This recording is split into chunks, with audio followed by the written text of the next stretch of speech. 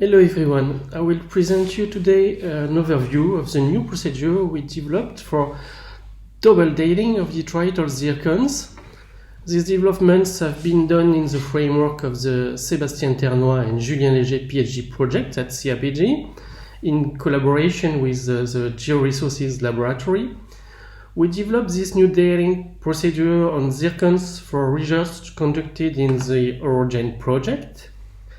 However, it could have been done equally in the framework of the Source to Sink project. This dating procedure is indeed fundamentally dedicated for basin analysis applications. It basically consists of determining on a single zircon grain in a basin a uranium-lead age that can be used as provenance tracer and the zirconium age, which is a proxy of denudation dynamics. As you can see on this sketch, combining both information, uranium-lead and zirconium ages, on the same grain can provide great constraints for long-term evolution of the orogen and sediment routing systems by allowing the identification of clusters where uranium-lead and zirconium ages are concentrated. Such double approach is not new. We already developed in the past a procedure with a conventional way of determining the zirconium ages that we apply on the southern Pyrenean basins. You can see here some more recent and identical approach, also in the Pyrenees by the Danish-Tockley group. In such procedures, the uranium-lead ages are easy to measure routinely by institute techniques, and we generally measure more than 100 ages per samples. This is not the case for zirconium ages with conventional way of measurements, because grain extraction from the mount and bulk measure is really time consuming. So this is why we generally only measure about 20 grains by samples.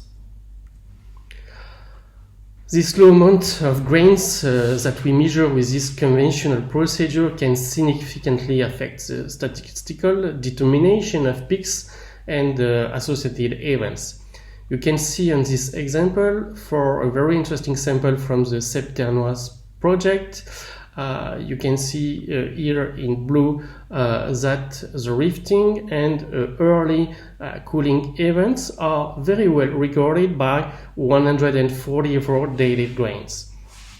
In the case, only 21 grains of this population would have been dated. You can observe that these events are not so well defined, or even can be absent from the record.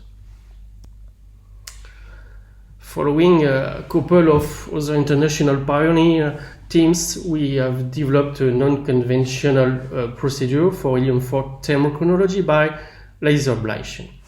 The full procedure combines two subsequent nested ablations. A first ablation in red for measuring helium-4 that we perform at COPG, and a second ablation in orange on this graph for measuring uranium, thorium, and samarium that helped to calculate the helium ages and lead to calculate the uranium-lead ages, as well as rare earth elements for provenance tracers. This second ablation is performed at Georesources. This procedure has been complex to develop and tune. First, due to ablation energy, we had to switch laser in between the Sébastien and Julien theses. Also due to the geometry of such sequential ablations, and to the zoning pattern of the zircons, which is usually problematic. So the procedure is still under optimization, and as many other teams, we have to state which calibration procedure is the best to apply. You can see here on this graph some results from the Julien's work for the Fish Canyon TUF international standard. These laser ablation data are significantly more scattered than the conventional ones. However, as I shown you before, statistically it gives higher precision than conventional helium determinations performed on the very low grain count. Another critical positive aspect of this procedure is that we can potentially apply it on fission track mounts and then perform triple dating. This is what we currently developed in collaboration with Matthias Bernet from ISTER in Grenoble. Present you in this slide the results of the Septernois PhD project in the new treatment and visualization software, which has been developed by Julien and Sébastien in the course of these studies.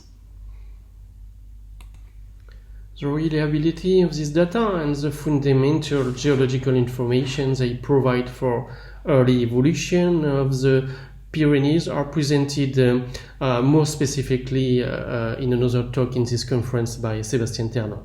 So I thank you for your attention.